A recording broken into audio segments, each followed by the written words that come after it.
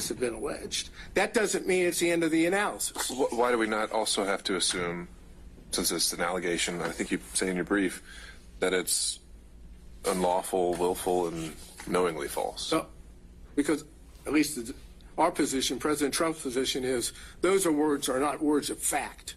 Those are words of legal connotation. And that while they have meaning, that would allow, for example, let's go to Alvarez in the Stolen Valor Act. Just because they alleged that it was unlawful didn't mean it wins.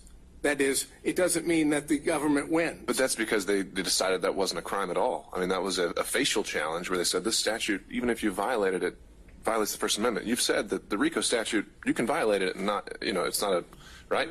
So we put legal conclusions in indictments all the time. I think that's going to be part of Mr. Schaefer's argument in just a minute.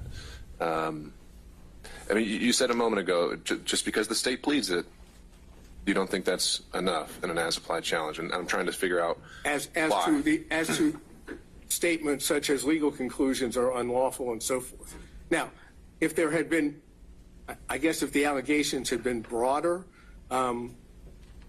maybe we wouldn't be at that crossroads. But those aren't facts. The facts, as I've outlined or we've outlined in our brief, you take the overt acts, you look at those overt acts, and then those at the same time, and then look at the substantive offenses or conspiracy offenses in the rest of the body of the indictment. Words like unlawful don't change that. At least that's our position. So now we're talking in terms, going back to Alvarez and the concurring opinion, you're talking in terms of falsity alone is not enough. There are situations, contexts which override just the falsity alone. And that, again, the political discourse, the political speech, the more significant it is to certain issues, clearly being President of the United States at the time, dealing with elections and campaigning, calling into question whether what had occurred, at least in the election of 2020 for president, that's the height of political speech. And then you go even to the dissent, which I think is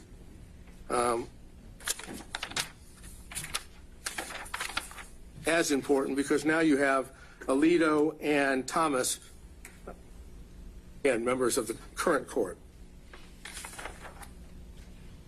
And I go to that.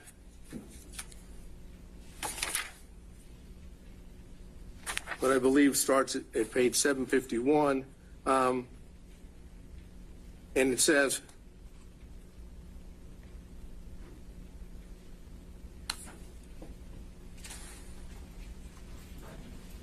even where there is wide scholarly, and this is 752, even where there is a wide scholarly consensus concerning a particular matter, the truth is served by allowing that consensus to be challenged without fear of reprisal. Today's accepted wisdom sometimes turns out to be mistaken, and in these contexts, even a false statement may be deemed to make a valuable contribution to public debate, since it brings about the clear perception and livelier impression of truth produced by its collision with error, citing U.S. Supreme Court. That's the essence of what we have right here. That's the facts that have been alleged. Essentially, the state's position is because, as alleged, what President Trump said speech-wise or expressed either through his speech or conduct, which is still freedom of expression, because that's false in the eyes of the state, it's lost all protections of the First Amendment. And the concurring opinion and the dissenting opinion in Alvarez suggests just the opposite. If anything, under the circumstances, it needs more protection, not less protection. So keeping that in mind, let's move to not RICO. Put RICO aside for a minute. Let's move instead to the conspiracy counts, which are counts 9, 11, 13, 15, 17, 19. Basically, what the state's position is on that, because it took this position previously in its filing on September 27, 2023, in response to that which was filed by Chesbro. And I'm aware, of course, of the court's order that dealt with Chesbro, and it didn't deal with the as applied. So I'm dealing. Well, and more so in that one, as I go back and look at it, there was a much more kind of concerted effort to bring in facts outside of the indictment, right? And they started talking about, well, there was a transcript at the meeting, there was this, so it didn't really seem to be a true as applied challenge, right? But as the court noted in its order, at that point it didn't determine that it was ripe for a pretrial challenge. So I'm taking what Chesbro, what the state said, as it applies now, because it says in that brief that it was both as to facial and as applied challenges. Essentially what it says is, as to those counts, 9, 11, 13, 15, 17, 19, as to 9, 11, and 17, the mere fact that it alleges a fraud is enough. That's what's on page 5 and page 6. Since each of those statutes prohibit conduct involving fraud, we don't go any further. And I'm suggesting that's wrong, that you must go further. You must look at the speech itself, the expressive conduct itself in connection with those specific statutes. That's what the as applied is. The fact that it's a fraudulent statute, now you want to look and see why, under the circumstances here, the language speech of the president falls within that.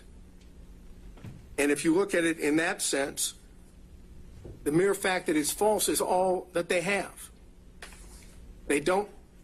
There's not a finding that the speech itself, beyond the speech itself, is fraudulent. What the state wants to do is say, we have a goal. We have an objective here that we have put forward. Steal the election in an unlawful fashion. I say change that for a second to legitimate concern about the validity of the election. If that was the way you focused on it, which is a way to do it as applied, even with the facts, would what President Trump said on those counts be a protected speech? And the answer is it has to be, because the only thing that makes it fraudulent is the state saying it's false. Take every one of those and say, okay, it's not false. It's protected. The only reason it becomes unprotected, in the state's opinion, is because they call it false. And that's what Alvarez doesn't allow. In and of itself, it cannot be simply the content-based. It has to be contextual. And the contextual here is a political core value being addressed, elections and campaigning. And that holds true for all of those that deal with the conspiracy. And then you deal with counts 29 and 39, which is the false statements charges. Now, it is clear that the Supreme Court would find that a statement made under 1001, 18 U.S.C. 1001, would constitute the appropriate, let's say, abridgment or non-protected conduct or speech. But Georgia's statute's a little different here, because we don't have a materiality element. It's the mere fact of falsity, which violates, according to Georgia law, counts 29 and 39. You don't have to do anything else but make a false statement, even if it is political discourse, even if it is in the heightened context that I've suggested. If it's false, it's a violation of the law. And I'm saying, as applied to political speech, that can't be constitutional as applied. Remember, no materiality, simply the fact that he said it. So essentially, what the state's position on that would be, it didn't have to be sent to anyone of consequence in the state agency. It just had to be said. Indeed, if you look at, and the most probably best example is count 39, that's a letter written after the election in September of 2021 from President Trump to Secretary of State, in which it has, according to that, one statement, and that constitutes according to the state, falsity, but it's clearly political speech. And it's clearly being related to the activities and the matters that of election and campaigning, even after the fact. It's still related just to that. So looking at 29 and 39, I think you have a situation in which the falsity alone is all they have as applied here to political speech. It is unconstitutional as applied under the First Amendment. And then finally, you have count 27. Quick question on that. Had you? I hadn't located one. Had you found anyone ever attempted a facial challenge on 161020? Yeah. In fact, I don't remember the name of the case, but it has been upheld, even though there was references to the fact that maybe materiality should be part of it. That's got to be the Haley case. That's right. That's right.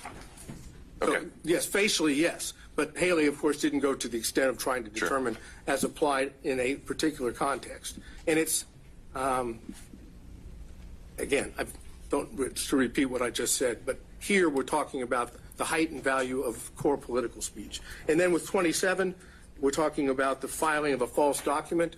Again, the only thing there that involves President Trump is an attestation on the complaint. Now, all it refers to in the indictment is complaint. But again, we're talking about the act, the falsity, or the filing of a false document is the falsity in the document itself. And I'm suggesting under the circumstances that in that alone wouldn't violate that statute as applied. So regardless of the facial challenges, the question becomes here, is the mere fact that the state says fraud or false statement enough to get by an as applied challenge? And our suggestion is it is not. Now let's go to RICO. And I think RICO is more difficult, to be honest with you, because we're talking about a much broader statute. At the same time, when you look at the allegations against President Trump, all of the allegations involved expressive conduct or speech. We have false statements alleged in overt acts, and again, all of which are political core value, political discourse. You have false statements in overt acts 1, 5, 7, 8, 17, 93, 97, 108, 113, 133, 135, and 157. Purely, the only allegations there are falsity. There's no allegation beyond the fact that those statements are made. And I'm suggesting that, again, heightened political speech has to be looked at differently. When it comes to tweets, which is, at least the way the state sets it forth, is also political speech, and here certainly by the then President of the United States, you have tweets in 22, 26, 27, 32, 75, 100, 101, 106, 114, 128, 138, and 139. So the majority of the overt acts involve false statements or tweets which are clearly political speech. How best to deal with that under the circumstances? To prosecute those under a broad RICO charge, supposedly with contesting an election by, I guess, illegitimate speech or expressive conduct? Or is the way that we are set up as a country is that the First Amendment plays through this by others, by those that are complaining that it's false, proving it's false, bringing forth the truth? That's the essence of what Alvarez has said. That's the essence of what a case called Brown versus Hartledge, which is cited in Alvarez. It's 456 U.S. 45 at 61, a 1982 decision. All of those speak in terms of when you're dealing with that speech, that political speech, you're best to deal with it through the pushing forth a counter view of truth, not prosecuting the speech maker or the person that is articulating his political views. Here we've done just the opposite. We have decided that because those views were unpopular and in state's opinion false, we must prosecute them to stop them from happening again, which is, again, the essence of why it's unconstitutional as applied, because that's not what the law says. Finally, the rest of the overt acts, either telephone calls or meetings or requests, no false statements. They're just acts, expressive acts. And they're in there as well. Those are political acts.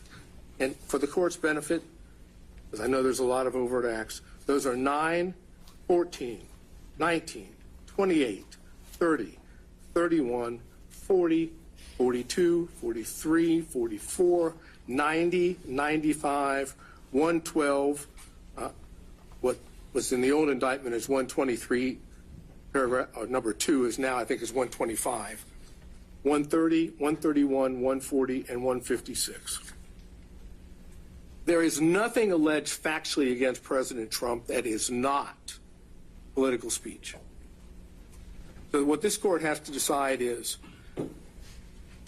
the state's position that fraud or false statements under these circumstances, which I suggest really is alone, is that enough to get it by an as-applied challenge? Our position is it's not. Is there another way to look at this? They're going to argue at the same time that it's integral to criminal conduct.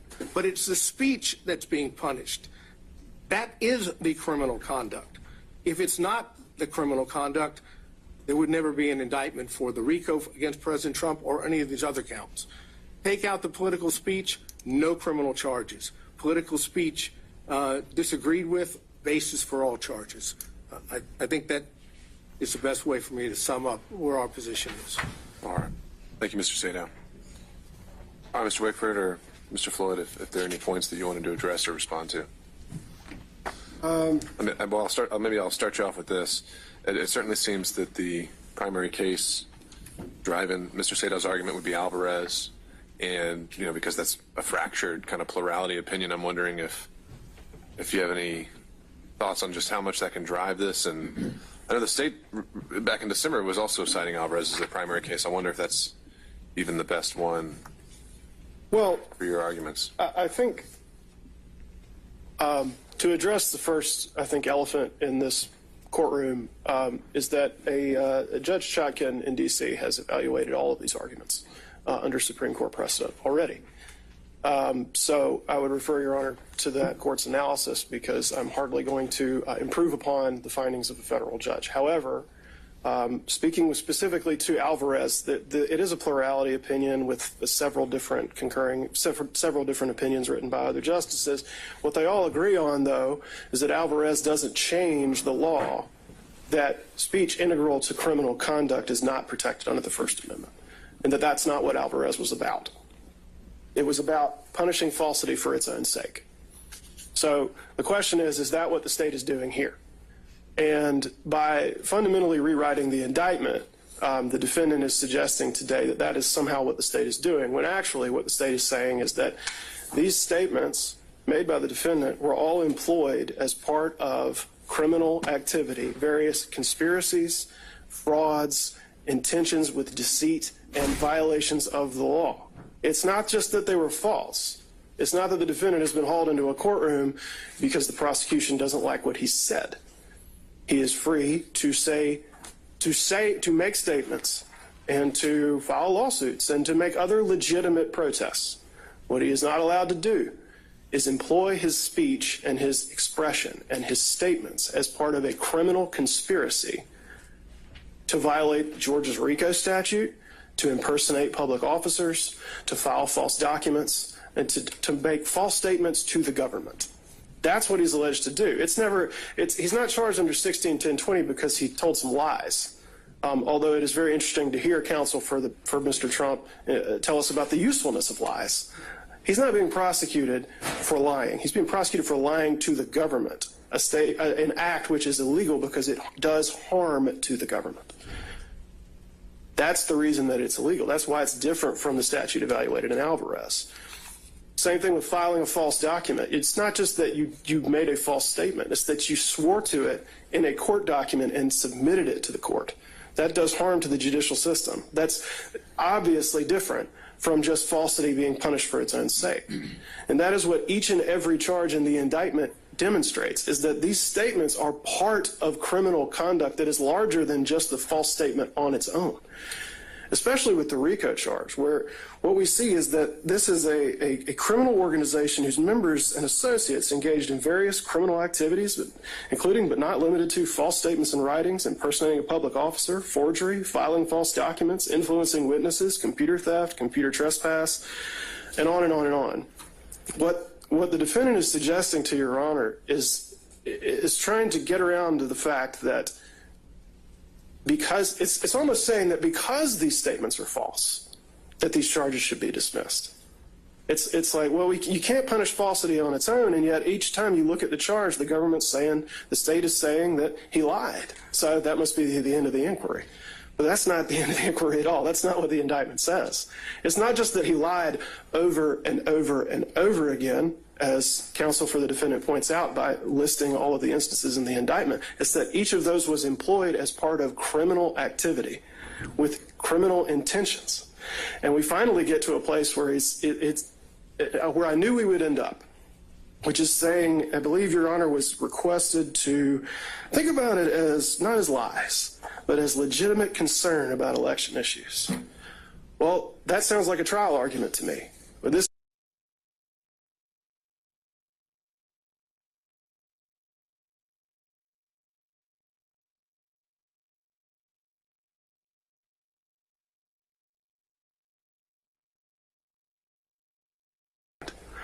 and that, of course, would probably be a pretty good argument to put before a jury, and I expect we will see it, but it's not a basis for dismissing the indictment.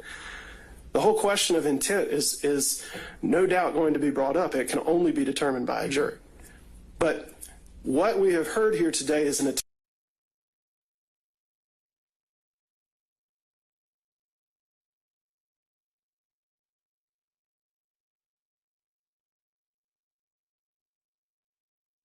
conspiracy trying to overturn election results for an election he did not win by violating the RICO statute, by making false statements to the government, by filing false documents, by impersonating officers, and doing a whole host of other activity which is harmful in addition to the falsity of the statements employed to make them happen. So I think there's been a suggestion that Your Honor can sort of reframe what you're looking at, but Alvarez does nothing to shift the basis that the court should stand upon when evaluating the indictment. And that is to say, is this speech being punished solely because it's false, solely because of its viewpoint, or is it speech that's being demonstrated as integral to a pattern of criminal activity? And finally, the fact that it speaks to political concerns or core political speech, and this is something that the court in D.C. Thoroughly addressed, does not change the fact that it can be employed as part of criminal conduct. The mere fact that you're talking about issues of public concern or core political speech, which may be completely fine and protected in most contexts, does not mean that you cannot be indicted if you use that kind of speech to pursue illegal activities. That's the whole nature of the question.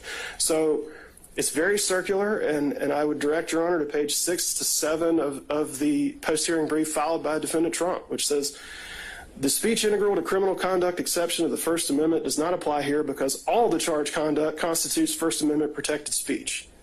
That is a very neat circle. The First Amendment protects us because all the speech is protected by the First Amendment.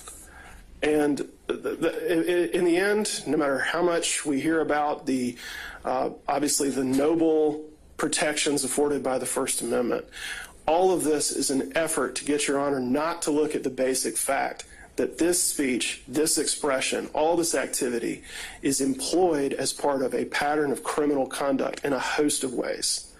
And because Your Honor is bound by the indictment and has to look at the indictment and can't look beyond it, if we're going to get into this at this stage, then there's nowhere to go, as I said at the beginning, because this is all alleged as part of a pattern of criminal conduct and not protected by the First Amendment. Any argument to the otherwise is just to try to pretend like that's not true. All right. Thank you, Mr. Wakefield. Thank you, Your Honor. Your Honor, may I add one point briefly? Sure. Thank you. Wait a second, we're being doubled up on here? This is not a trial. I think you can handle it, Mr. Sadow. And I'm just going to be on one specific point, not duplicate the argument made before. I believe Defendant Trump fundamentally misunderstands the role of an overt act in a conspiracy case.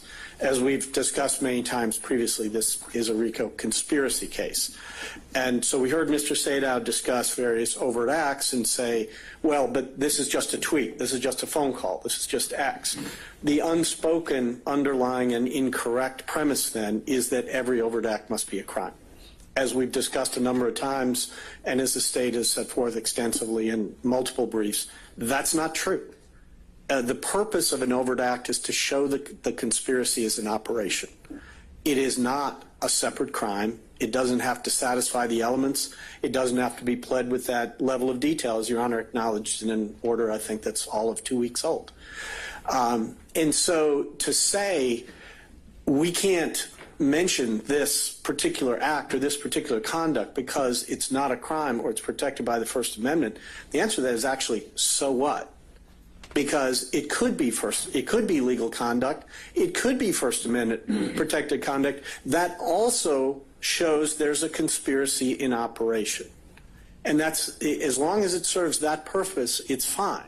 And so overt acts should not be examined by a standard that has no application to them. They are not separate freestanding offenses. And there is federal case law that, if need be, we can cite it to you, that has said an overt act can involve First Amendment activity. Its purpose is not to be something that is separately charged here, separately subject to a separate sentence. Its purpose is to show that there is a conspiracy and it's an operation. Georgia requires one overt act by any one defendant. So, of course, the RICO would stand if anything, any of the 161 overt acts alleged constituted an overt act. It would only take one. It doesn't take any by Mr. Trump. But the point is, we have an abundance of them by Mr. Trump, and for purposes of the RICO statute and the manner in which it functions, it doesn't matter whether that's First Amendment conduct or not. I mean, my colleague has fully explained why much of this conduct is not shielded under any circumstance by the First Amendment, and I don't mean to contradict that in any respect. But it's important not to lose sight of the function the overt act plays, the role it plays in a conspiracy case here, because it is not the role being suggested by Defendant Trump. All right. Thank you, Mr. Floyd. All right, Mr. State, I'll give you a couple minutes. Final word. Thank you, sir. If I heard what Mr. Floyd just said, that if everything President Trump said was assumed true and included in the RICO indictment, and therefore now we're talking about true political speech, not alleged false, he could still be prosecuted for the violation of RICO. For the overt acts as alleged. Let's say even the overt acts ran afoul of the First Amendment. He's saying that wouldn't be fatal to count one. Because at that point, if there could be some other thing they prove that's not alleged as an overt act. Okay, that may, as I understand it, as I understood it as well. But what I'm suggesting is, if all of the overt acts are nothing more than core political speech or expressive conduct, and nothing else is alleged which is not protected by the First Amendment, then you have an insufficient basis for which he has been indicted, because he's being indicted for First Amendment speech and not for unprotected speech. And therefore, the statement that was made about if it were true, we could still use it as an overt act, suggests that they can prosecute true speech, which is what we're trying to get to here. It's the nature of the speech, the political speech, the heightened value of such, which gets this situation different than others, and the fact that it comes from then President of the United States. Going back to what was said in addition by the state, what the state claims is criminal here is lying to the government. That's what it said. That's the exact reason why in several of the Supreme Court cases, it's been found to be protected speech, because it deals with the government and falsity in sense of communication with or to the government is best dealt with through true speech, not through prosecutions, because prosecutions chill speech. And when it comes to political core speech, what you don't want is chilled. Fortunately, I have a co-counsel that is able to pull things up and help me inform the court until the computer shuts down. And looking at what Haley says, just to give you an idea of how the Georgia court, the Supreme Court, might look at this. There's a quote from Haley, and it says, "While there is no constitutional value in false statements of fact, such erroneous statements are nevertheless inevitable in free debate, and punishment of error runs the risk of inducing a cautious and restrictive exercise of the constitutionally guaranteed freedoms of speech and press. Accordingly, the First Amendment requires that we protect some falsehood in order to protect speech that matters." And I think that's what we're talking about here.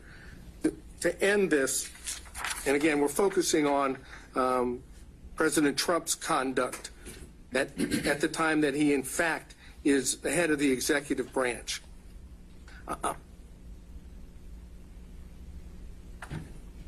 There is references to this in Brown v. Hartledge, and I cited that earlier. A well-publicized yet bogus complaint on election eve raises the concerns that you may have some impact that would affect an election. But the preferred First Amendment remedy of more speech, not enforced silence, has special force. Underlying our dependence upon more speech is the presupposition the right conclusions are more likely to be gathered out of a multitude of tongues than through any kind of authoritative selection. To many, this is and always will be folly, but we have staked upon it all. And for speech concerning public affairs is more than self-expression. It is the essence of self-government, and that comes from Garrison v. Louisiana, which is cited also in Alvarez. Bottom line here is this. But for protected First Amendment speech, President Trump would not be charged in RICO or the other counts. Take out the protected speech, and you don't have an underlying basis for which to charge him. And since that violates the Constitution as applied to the charges here and his speech here and his position here, this is ripe for a constitutional challenge. One step further. If it's not ripe now, and we get into intent, when does the court determine that? Do you determine that after we have a trial? I think it would be the directed verdict stage. Well, right? but would it? That's a sufficiency of evidence. With all inferences, in favor of the state. That's a whole question. I mean, do we go through the whole trial? God forbid there should be a conviction, and then we go back to trying to determine as applied? I'm suggesting the reason it's ripe now, and the reason why we don't even get to a trial, is because it's unconstitutional to force an accused, be it the President of the United States, former President, or anyone else, to stand trial on protected speech. And I think that's what Alvarez and the progeny previous to that and after say. All right. Thank you, Mr. Sadow. All right. Mr. Gillen, do you need a minute before we dive in, or can we get started? No, we're ready to go. Okay. So just teeing this one up. I know there's a good bit of your motion that goes back into a lot of ground I think we covered at the December hearing. Well, let me start off with some good news for the court. I'm happy to hear it. See the smile already on the court's face. Wow. Our general and specific Demurrer, a great deal of that does go into the areas of RICO that the court has not only ruled on, but heard other arguments. Well, I haven't ruled on it yet, but it was just, we talked about continuity. We talked about in October, the 17th ruling addresses some of the issues that were addressed. So I'm not going to replow that ground. That the court has heard. Aware of the government's position. I know that probably ruined Mr. Floyd's day by not allowing him to get up and go back over his RICO expertise. I'm not going to do that. What I'd like to do, though, today is to move forward to some areas that I do think needs to be, and the question really when the court said, do we want to have oral arguments today or not? And then the question was, well, you know, because on the RICO thing, I think I probably could have said, if it was just the RICO component, I would have said, fine, let's just do it on the papers. You've got a lot of other counts. There's some other things that I wanted to talk about and have the court focus on as it relates to some of the other aspects of the demurrer, special and general demurrers, and to focus on that in this way. Number one, I want to talk a little bit about some of the counts impersonating public officers. I want to talk about the forgery, the false statements, briefly, and talk about that, but also to raise this issue with the court. Now, we argued that in our pleadings, but the defendant still filed additional motions on these very issues and did a very, very good job in a lot of his arguments.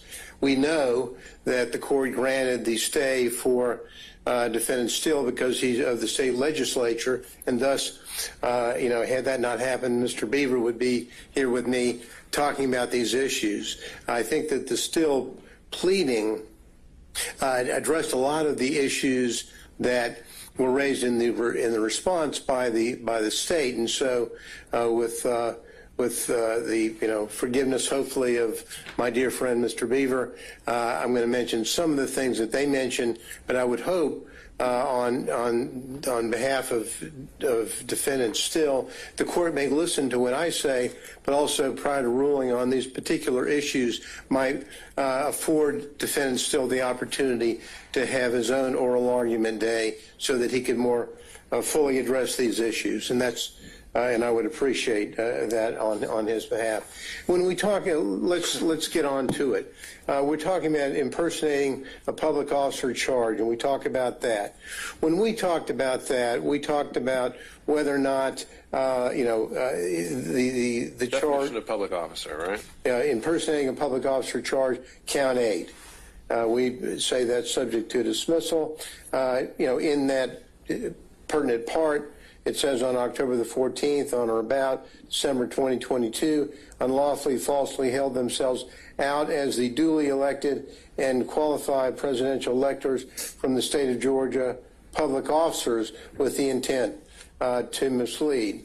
Now, what we did in our pleading is we said, well, that is defective because under the statute 2151, as public officer, there is no reference there to presidential electors as being public officers, and therefore that should carry the day for us. The state's response says, well, not so fast, Mr. Gillen. We've got cases here that talk about situations in which 2151 doesn't carry the day and isn't. Well, not even cases. I mean, the statute itself. Right. I mean, you're pulling that from the ethics statute. Exactly. So I'm not really sure why I'd even look at that. I mean, public officers all throughout the code, and it's just kind of one of those hanging kind of question marks, I suppose. So what the state does, and I can see the court's point. I'm not going to argue that. What I am going to say is that what they say, they cite cases where there are individuals that are impersonating agents, police officers, peace officers, or agents for Metro Atlanta Human Trafficking Task Force. Okay, that falls into that category. Trafficking in the task force or a federal agent. Those are things that the state responds to. I think that in the Still motion, it covers some of the concerns the court may have regarding this issue of public officer and why we think that we should prevail on this as well. Again, hoping Mr. Beaver has his day. Well, do me the favor, actually, I've kind of put the Still motions in a box, and I haven't opened it yet, so make those arguments for me. Well, I'm going to, but not as articulately, I'm sure, as Tom could do it. But I'll give you the flavor. The flavor of it is that in the Still motion, which we adopted as after it was filed, it talks about how other case law in Georgia, when it talks about about, first of all, 1610-23 doesn't define public officer. So we start from so that we've got that out there. Doesn't not defining the public officer.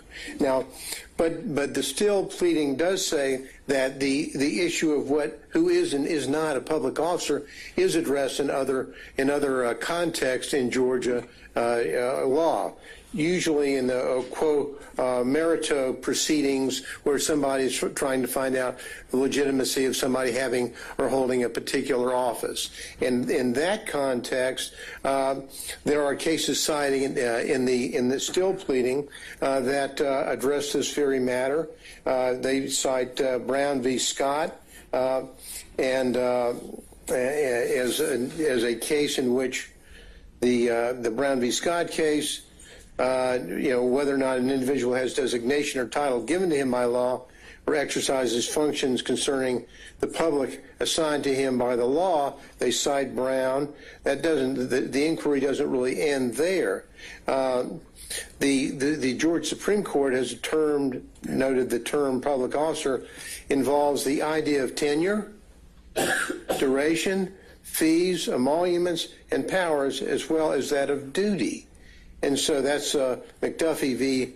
Ferguson, and that has to do really with grand jurors. So when someone says, well, is a grand juror a public officer? And the court, breaks down an analysis talking about that, saying, not really, because grand jurors may only meet for a few days. They're not essentially, they're not there for some sort of duration or tenure. They don't take the same oath of office as prescribed for public officers, and they lack the element of tenure and duration which must exist to qualify as a public officer.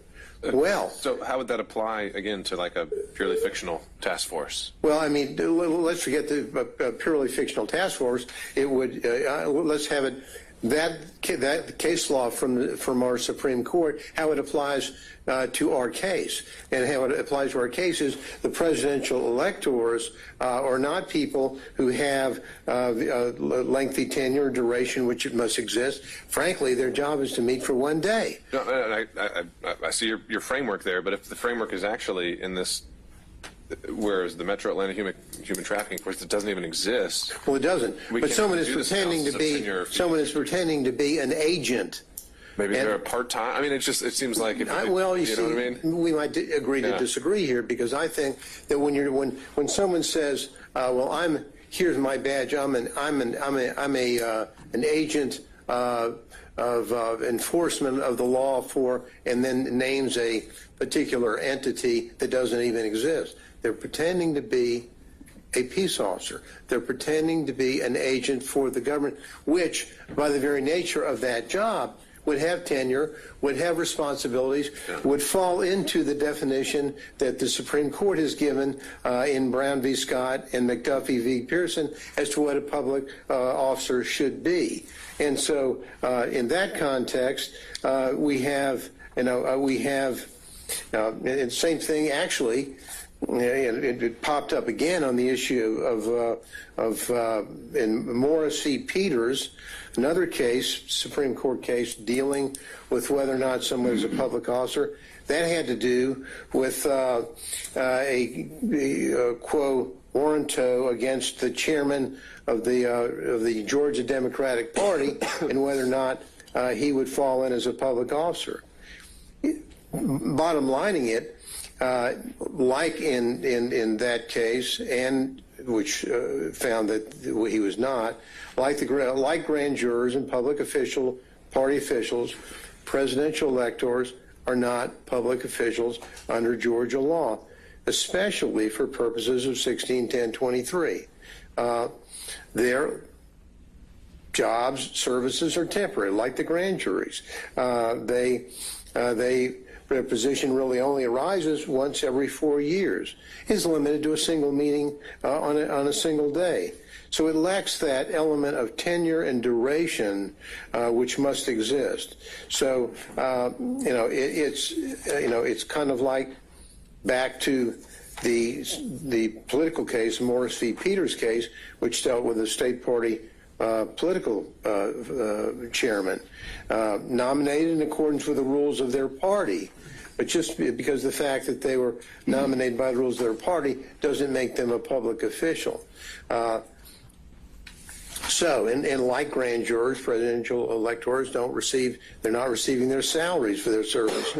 So all of that, Your Honor, tells us that this particular count is flawed for the very purpose of these electors cannot be, under Georgia law, public officers. And so, we although we agree with the court's initial position regarding the limitation on the definition of public officer in our pleading, good old Tom Beaver and the Still pleading has come forward to rescue us on that point.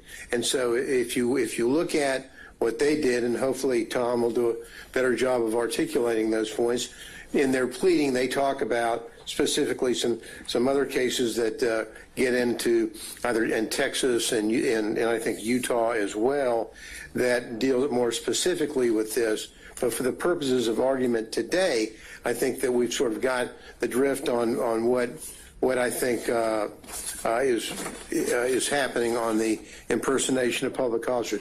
They're not public officers, and clearly under the direction we believe of our Supreme Court, they could not be so judged.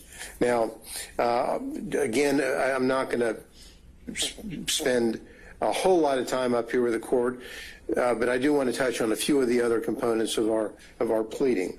The forgery counts. Now, we indicated in those counts 10 and 16 are sufficient to dismissal. Writing a check in a fictitious name or a manner that the writing is made or altered purports to have been made by another person. That's the definition of 1610.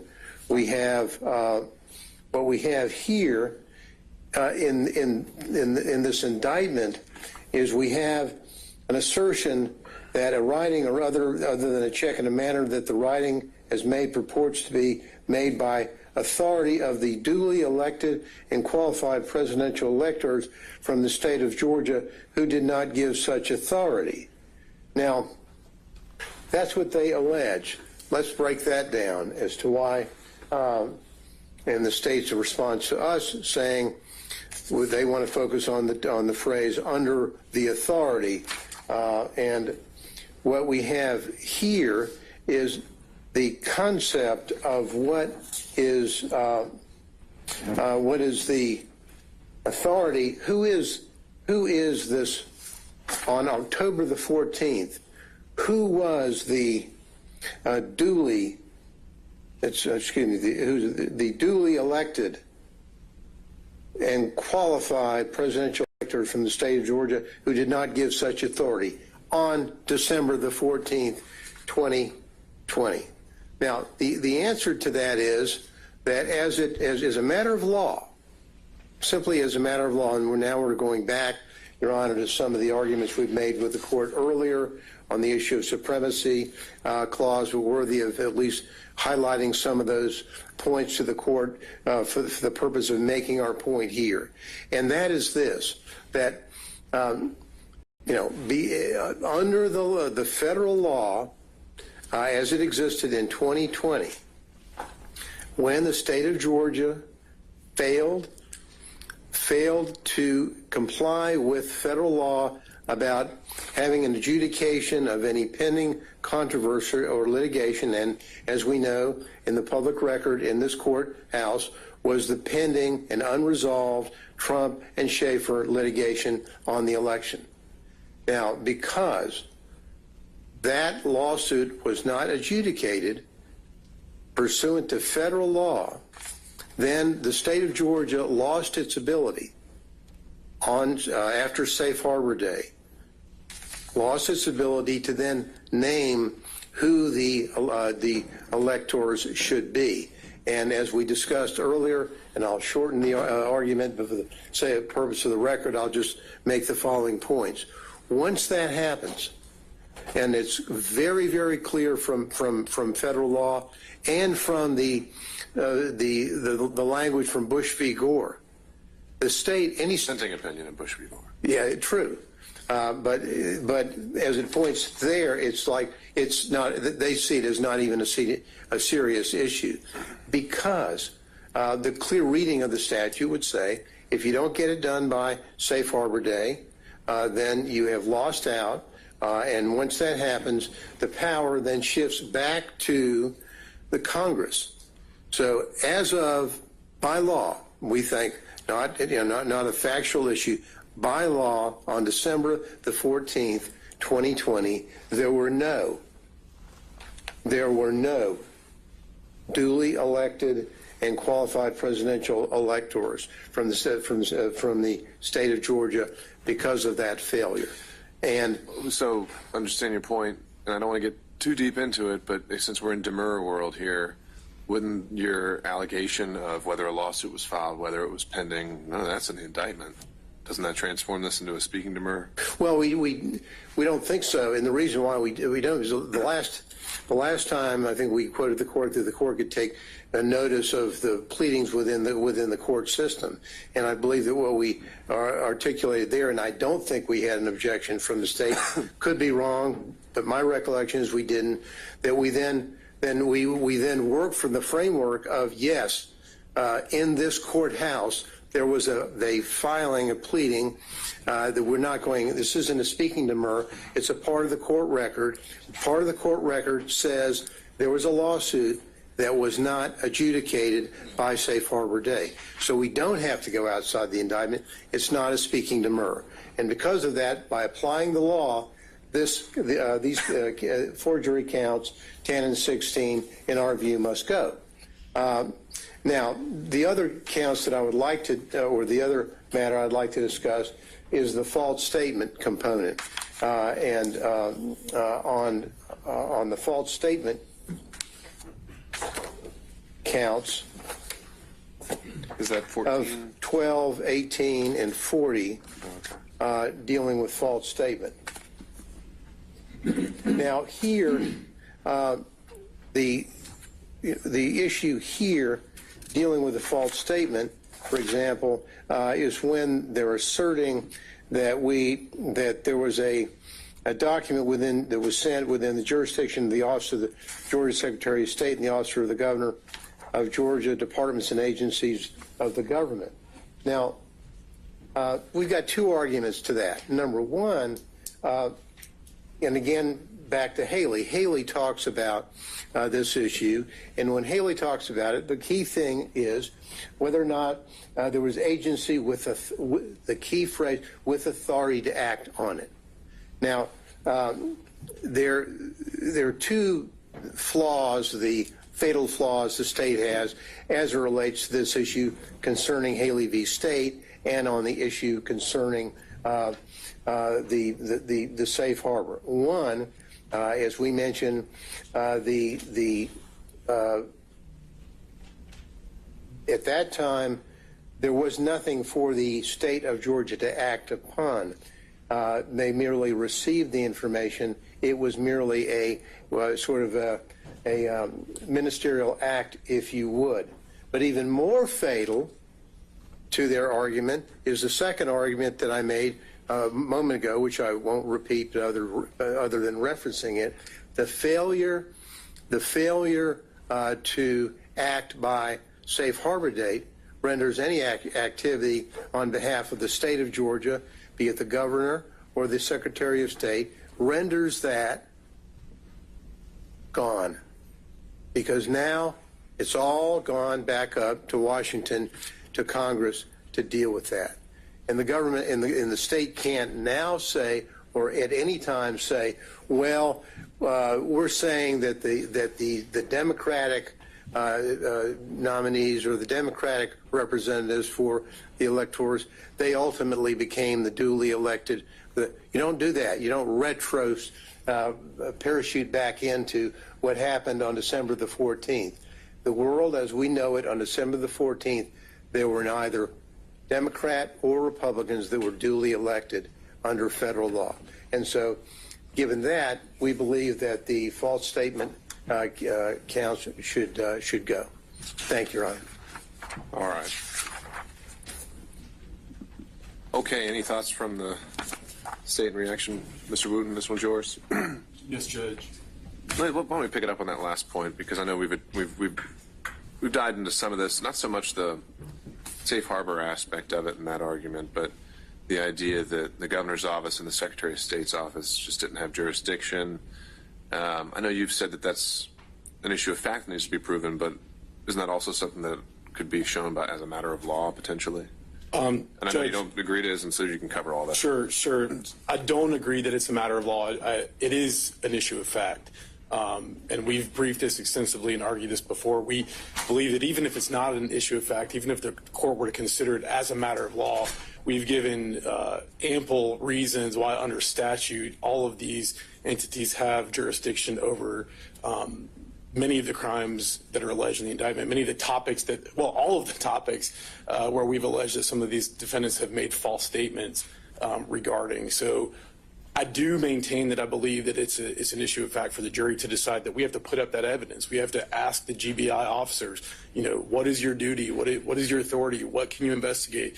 We have to ask the Secretary of State individuals while they're on the stand, what are your duties? What is your job? What do you do?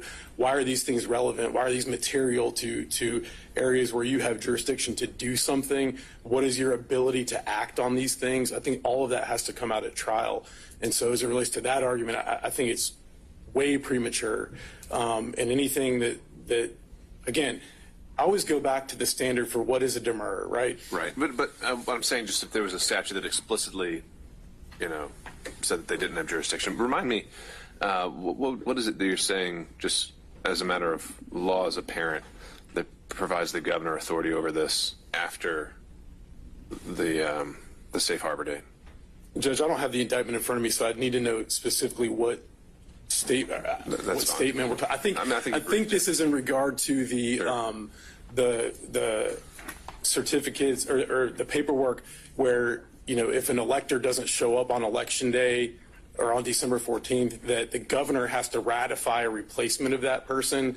I think there were some documents that were delivered by Mr. Schaefer and his co-conspirators to the governor's office, trying to get the governor to do that. That's provided by statute, that the governor is the one that has to ratify a replacement. So statutorily, he absolutely has the authority to act on that matter. Okay. All right. So, but from the top, I think there was a lot of time spent on definition of public officer and some of the allegations raised in Mr. Still's briefing, which I think his motion deadline should be coming up soon. So if he's requesting argument, we'd have him in. Sure. But if you want to make any initial reactions, well prepared, Judge.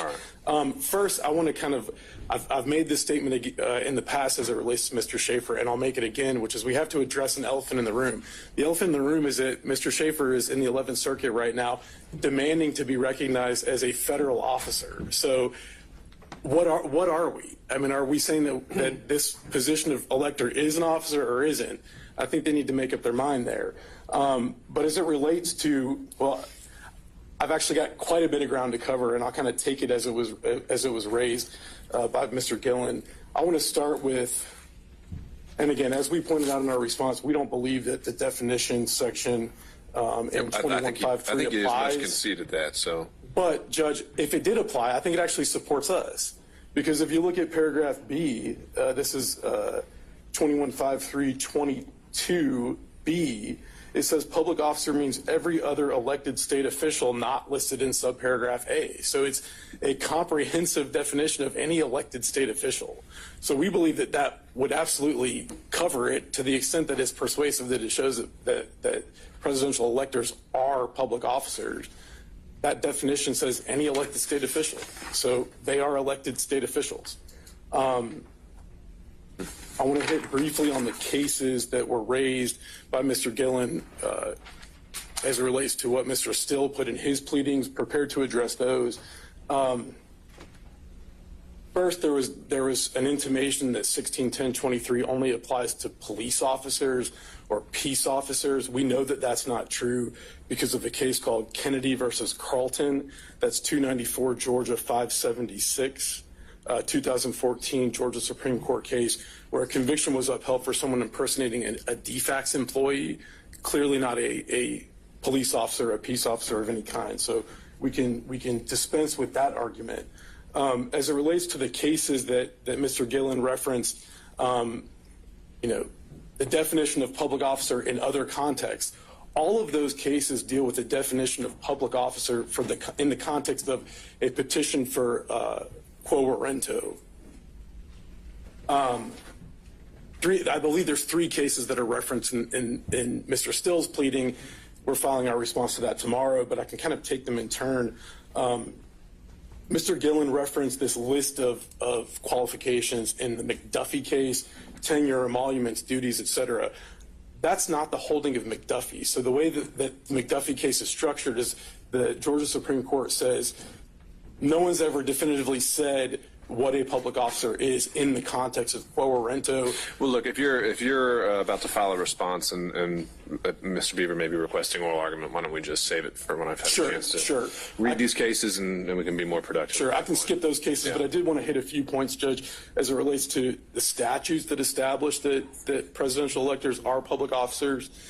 First of all, the actual office itself is created by law. So it's created by the United States Constitution, Article 2, Section 1, Clause 2, and it's also created by OCGA 21-2-10 that actually establishes that there is an office of presidential elector in this state. They have duties that are established by law. Those are established both in the U.S. Constitution and the 12th Amendment, as well as at OCGA 21-2-11. By law, they're elected by the public, 21-2-10. And also there was a reference that they don't get a salary. That's actually not true. There's a compensation for presidential electors that is set forth by law at OCGA 21-2-13. Additionally, the election code itself refers to the office of presidential elector. It refers to it as an office. In 2 places in particular, 21-2-132A and 21-2-132E. And again, we again rely on those cases that Mr. Gillen discussed. Garrison versus the state, 276 Georgia App 243, 2005 case, where someone was convicted for impersonating a federal agent, an unspecified federal agent, and that conviction was upheld by the Georgia Court of Appeals. Cert was denied by the Georgia Supreme Court. And then the Libri case where they, of course, impersonate the Metro Atlanta Human Trafficking Task Force that doesn't exist. So we would argue to the court that the definition for 161023's purposes that our appellate courts have applied a very liberal definition as a public officer. It doesn't even have to be a real public officer.